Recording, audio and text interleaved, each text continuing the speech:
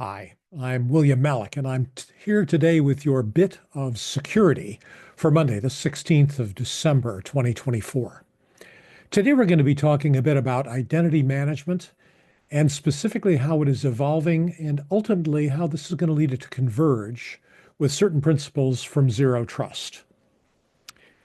It's getting towards winter here in Connecticut. It's cold.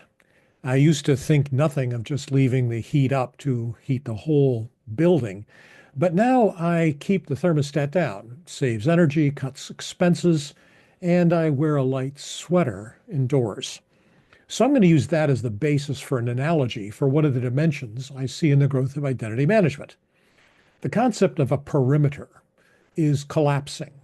We no longer try to protect the whole thing, but instead, I would like to suggest that the perimeter is one's individual identity, and that is the thing we want to protect.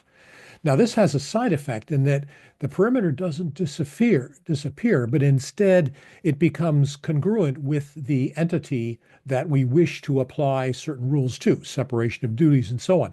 Now, this has a lesson in that if you're using a tool like role-based or rule-based authentication, you open yourself to the possibility of error and therefore security breach by inappropriately putting things together into the same category.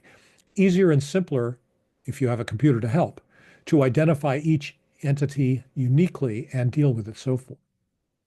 Separately, the second dimension of identity and access management evolution focuses on the concept of non-human identities. What is a non-human identity? Well, I'd like to talk about that a few ways. In some IT processes, you need what's called a service account. In DB2, every view of the database had to have an owner. The person who built that view, that particular way of looking at the data, owned that view. But if that administrator retired or moved into another position, that user ID had to stay in place or else that view would disappear. So you have these static persistent user IDs that once upon a time were associated with something, but now they only exist for the purpose of attributing identity to this view. Consider an encryption algorithm, something that can convert data from a readable form into an encrypted form. Now, if an encryption algorithm is doing what it's supposed to do, it's only going to encrypt certain things. But if you're the victim of a ransomware attack, and that ransomware is using what's called living off the land techniques, then it is going to attempt to co-opt your encryption algorithm to encrypt your data, and then it'll hide the key and sell it back to you. So think about the encryption algorithm as being an entity which has certain impact on your system and whose effect you want to be under control. In third thing, cyber physical systems, some components interact differently depending upon their environment. That is to say, they adjust to their context. In my apartment, there are some things that are totally static. A table is a table and it'll never be anything else. But some things have sensors. My thermostat is aware when I move in the room, when I leave the building. It detects motion. My cell phone has all sorts of sensors. I got 7 or 8 different EM, and I've got heat, and I've got sound. I've got all sorts of sensors on that thing.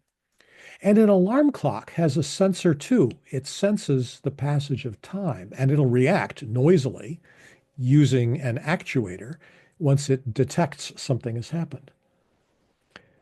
I would like to predicate that a timer is a form of sensor. What I need to do is I need to establish and maintain a constant sense of the identity and trust for all of the things that are capable of sensing data, processing that data, and then acting in response to that data. I need an identity management capability to do that. When something unidentified moves in the apartment, I need a system that is going to detect it and take the appropriate countermeasures. I need something that's going to be able to assign an identity and then determine if that identified thing is behaving as it should. Turn off the faucet, shut off the alarm, swat the bug, or suspend the misbehaving process. Once we've got that fixed, Then we want to get to the process of first failure diagnosis. How did the bug get in here? Why is the faucet running in the first place? Why did the alarm get set? And then I want to make sure that I can undo that. So we have identity management and some principles of zero trust beginning to merge together. And that's your bit of security for today. Be safe. I'm William Malik.